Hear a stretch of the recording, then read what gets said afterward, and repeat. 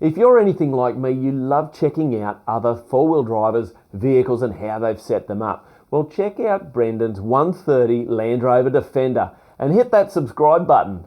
Let's go and have a bit of a chat to Brendan about his 130 Defender. So tell us, Brendan, what's some of the fruit, mate? The biggest one, I guess, is different axles under it. Yeah. I guess we'll spin around later on and have a look underneath the front. Let's go and have a look under the front. Ha! This is fantastic. Love it. So you can see a lot of the clearance is really coming from the axle.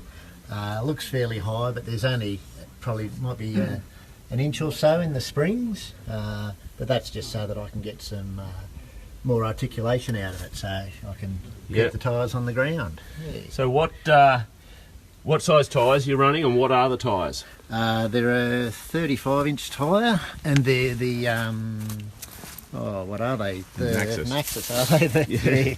Yep. Yeah. Okay.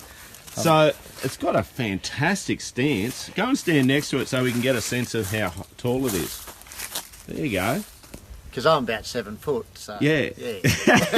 So overall vehicle ride height would have gone up from standard, what, 6 inches? 6 inches, yeah. That's pretty cool. Yeah. Fantastic. Yeah. Okay, and then you've got a whole bunch of bar work. Now, you've made a bunch of this bar work yourself, yeah? Yeah, it's mostly just weld-in mandrel bends, and that way, where you sort of join them up, you can fill them with a little bit more metal and rub them back so there's no fill. Yeah. So when you sort of scrape along them, you're not taking any chunks out or anything like that. Yeah.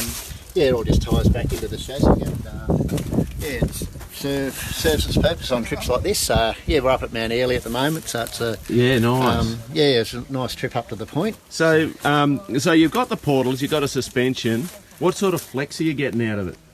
Oh, well, if you look at the tyre as it sits there, I guess it'll drop 1.5 foot below that sill line. So okay, so okay. So and it just and in heading up, it just about rubs on the underside here. So for compression and articulation, it'll keep the body fairly flat. And if you look at the front radius arms, they're those the superior engineering arms. As you can see, it's still sitting like nice and level.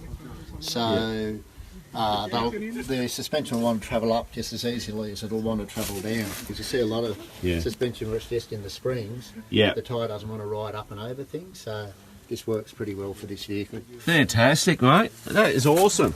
Well, we're going to go and do a bit of wheeling today, and we'll check it out and see how it goes actually off-road, mate. Love your truck. Okay. Well done. Thank Nice you. build.